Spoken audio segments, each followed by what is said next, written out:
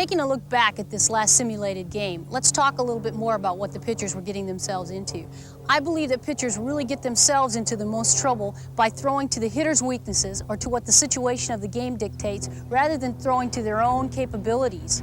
Many times pitchers fall behind on the count and it makes the hitter that much better. Just like we talked about with the girls, actual statistics have shown that a batter with 3 balls and 1 strike on them bat .324, while batters with no balls and 2 strikes on them bat only .191. We can literally take the bat out of the hands of a good hitter by keeping ourselves ahead on the count.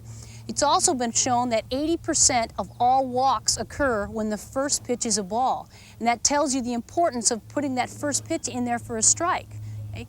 Also, coaches, you'll be happy to use this with your pitchers. The walk with none out in an inning turns into a run 76% of the time.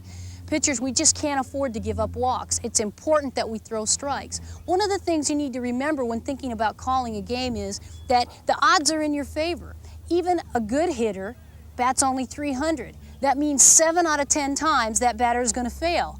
Now, she might still hit the ball hard, but it's going to go to one of your fielders, or it's going to be a hard foul ball, or you're going to end up striking those people out. 7 out of 10 times they're going to fail. And that's what you need to remember, that even when you throw one of those big fat strikes, the odds are in your favor. So don't be worried about being too fine. Don't be always trying to pick the corners and throw what we call those bad strikes. Keep yourself ahead on the count and don't be afraid to throw some of those strikes a little closer to the middle of the plate. You'll find by putting the pressure on the hitter that you're going to get them to swing at a lot more of the balls that you throw, and the whole game is going to go a lot more smoothly.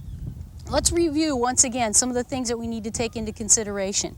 We need to first of all look at the pitcher's capabilities. That's number 1 on the list. If I'm in a situation where even though my batter swings at a lot of rise balls, but I don't have a good rise ball, I can't afford to throw that on the first pitch because I have no control over what the batter does. I can't force the batter to swing at that pitch, and so I need to make sure I get ahead on the count. That's my best pitch. That's what's going to give me a strike.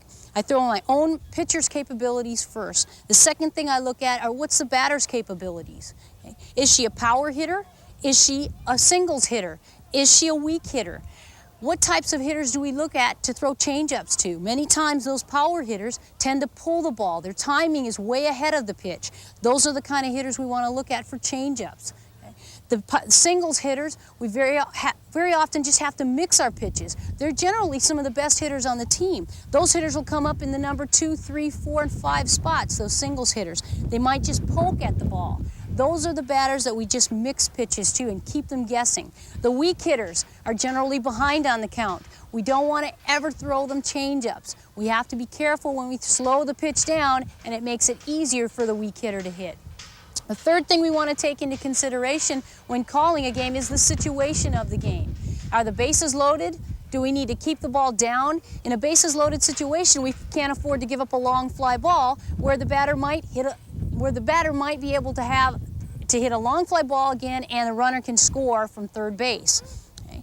We might, in a bunt situation, want to throw rise balls because that's the most difficult pitch to hit or to bunt in a bunt situation. There's a number of different things we could look at as far as the situation of a game, but first of all, again, comes the pitcher's capabilities. The fourth thing we need to take into consideration is the probable outcome of each pitch. If I throw an outside drop, there's a better chance that that ball on the outside corner low is going to be hit on the ground to the right side. If I throw an inside drop to a right-handed hitter, chances are it's going to be hit on the ground to the left side. If I throw an inside rise to a right-handed hitter, chances are that that pitch is going to be hit in the air on the left side. Those are the things we need to think about. Maybe my second baseman's having a rough day and I don't want the ball to be hit to her on a particular occasion. I need to be sure I keep the pitch in a place where it's probably not going to be hit to her. The fifth thing we need to take into consideration when calling the game are the field conditions. It might be that the field is very hard and drop balls are being pounded right over my third baseman's head. It might be that I have a backstop that the ball is just soaking into or going through. I might want to be careful throwing drops in those situations. It might be that it's wet in the outfield and I want to try to keep the ball off the outfield grass. Some of the things that we need to try to think about before we make the actual pitch that's called. sixth thing that we might want to take into consideration here also is, what's the umpire calling? Does he have a low strike zone today? A high strike zone? Is he setting up on the inside and he's not calling too many outside pitches? Those are things you need to think about before every single pitch. Okay?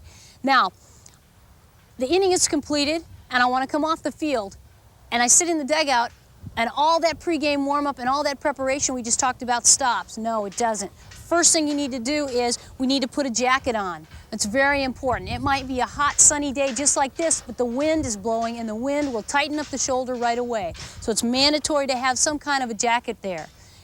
The second thing that we need to do is we need to clear up any problems or any confusions that we may or may not have had with our catcher. We need to sit down and say, I called you off on this pitch because I didn't feel comfortable. I saw her bailing out. There are things that at that time you need to discuss with your catcher. Okay?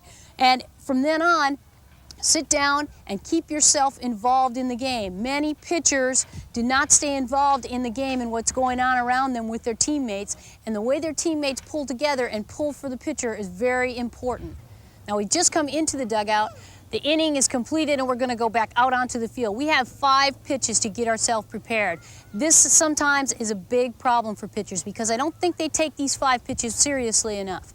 During those 5 pitches, you need to throw a couple of the different pitches that you intend to throw in that next inning. If you're going to throw curveballs, warm up curveballs. If you're going to throw with a certain windup, use that windup when you're warming up. If you're going to throw to a certain batter, you might want to take into consideration the pitches that you're going to throw to that batter and warm those up before that particular inning.